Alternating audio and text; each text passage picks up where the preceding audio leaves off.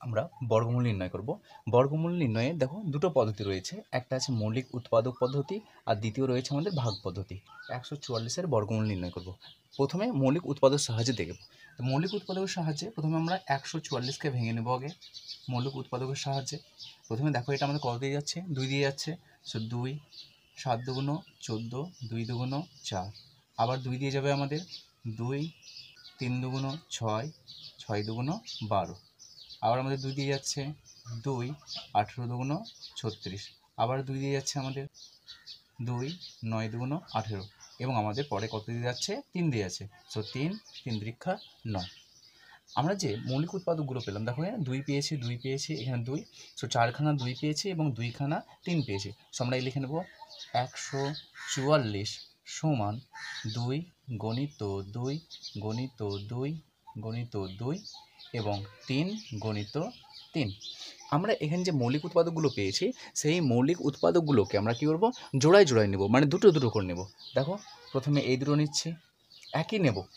আমরা দুটো 2 আছে, দুটো 2 নেব। 2-এর সঙ্গে কখনো 3 নেব না, মানে যারা দেখতে একই অর্থাৎ একই সংখ্যা আছে সেই একই সংখ্যাগুলোকে আমরা জোড়ায় জোড়ায় নেব। প্রথমে এই দুটো, তারপরে এই দুটো নেব, তারপরে এই দুটো নেব। তাহলে প্রথম দুটোকে নিচ্ছি আমরা। সো 2 গণিত 2, তারপরে মাঝখানে গণিত চিহ্ন আছে, আবার 2 গণিত 2 এবং শেষে গণিত 3 গণিত 3।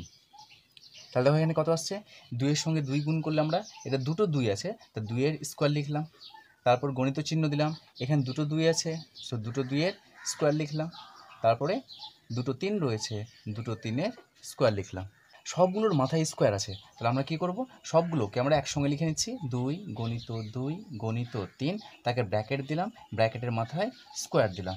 তাহলে এই সমস্ত সংখ্যাগুলোকে লিখলাম, লিখে মাথায় স্কোয়ার দিলাম। এবার বলো এই সবগুলো সংখ্যাকে গুণ করলে কত হবে, 2 দুগুণ 4, 4 3 4 12, সো 12 পেলাম, 12-র মাথায় স্কোয়ার পেলাম।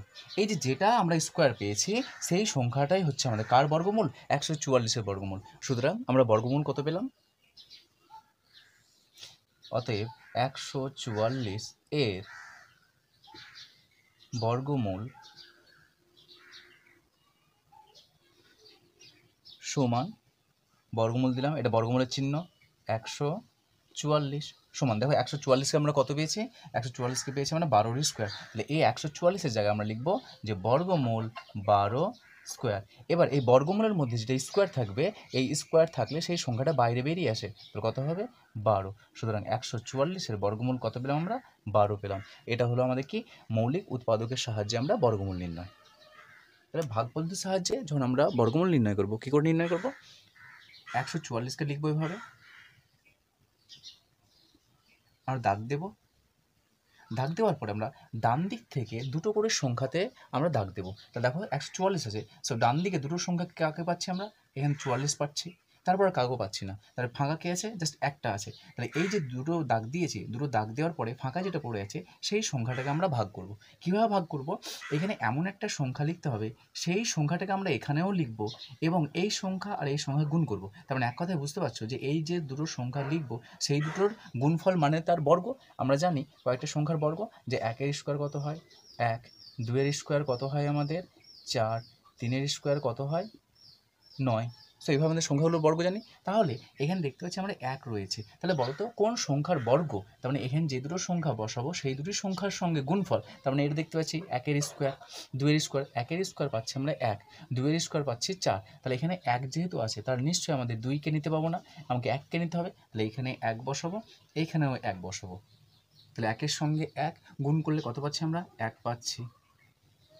এবার আমরা কী করবো, বিয়োগ করব। বিয়োগ করে দেখো 1-এর সঙ্গে 1 বিয়োগ করলে 0 হয়ে যাচ্ছে। পরবর্তীতে যে সংখ্যা দুটো আছে, অর্থাৎ যে দুটি সংখ্যার মাথায় আমরা দাগ দিয়েছি সেই দুটো সংখ্যা একসঙ্গে নামবে, তার মানে এই 4 এবং এই 4, দুটো 4 পরপর নামবে। এবার আমরা এই যে সংখ্যাটা লিখেছি সেই সংখ্যাটা এখানে লিখবো, মানে দুটোকে যোগ করব, মানে কত পাচ্ছি আমরা, 1-এর সঙ্গে 1 যোগ করলে 2 পাচ্ছি। অথবা আমরা এই যে সংখ্যাটা সেই সংখ্যার আমরা কি ডবল নামাবো, অর্থাৎ দ্বিগুণ সংখ্যা নামাবো। দ্বিগুণ সংখ্যা 2 নামালাম। এর পরবর্তীতে কী করবো, আমরা এই 2-এর পাশে এমন একটা সংখ্যা বসাবো সেই সংখ্যাটার সঙ্গে এই টোটালটার গুণ করব। তাহলে এখানে কত বসাবো এমন একটা সংখ্যা, দেখতে পাচ্ছি আমরা কত আছে 44 আছে, আমাদের এই শূন্যের কোনো প্রয়োজন নেই। তাহলে এখানে যে সংখ্যা বসাবো সেই সংখ্যাটার সঙ্গে এই টোটাল সংখ্যাটা গুণ করব, গুণ করে যেটা পাবো সেটা এখানে বসাবো, হয় 44-এর থেকে কম পাবো নাহলে বেশি পাবো, কিন্তু এখানে যে সংখ্যাটা বসাবো সেই সংখ্যাটাও এখানে বসবে। তাহলে কত বসাবো, দেখতে পাচ্ছি এখানে কত আছে আমাদের 4 আছে, তাহলে এখানে আমাদের 2 বসায় যদি, তাহলে 2 দুগুণে 4 আসে, তাহলে গুণ করবো, তাহলে 2 এখানে 2 নিলাম, এই বক্সে 2 নিলাম, এখানে 2 সেই সংখ্যা এখানে লিখবো আমরা, নিয়ে এটার সঙ্গে কী করবো গুণ করবো, তাহলে কত পাচ্ছি 2 দুগুণে 4, এখানে 2 এর সঙ্গে 2 গুণ করলে 4, দেখো আমরা 44 পেয়ে গেছি। হয় আমরা 44 একবারে এক্স্যাক্টলি পাবো, না হলে আমরা 44-এর থেকে ছোটো নেব, বেশি বড় নেব না। তাহলে এখানে কত বসাচ্ছি 2, এখানে কত বসাচ্ছি 2, তাহলে কত পাচ্ছি আমরা 44। তাহলে দেখো এটা কত হচ্ছে আমাদের 0 হয়ে যাচ্ছে। তাহলে যে ভাগফল যখন মিলে গেছে, তাহলে যেটা পেয়েছি এটাই হচ্ছে আমাদের কি, এটাই হচ্ছে আমাদের নির্ণেয় বর্গমূল।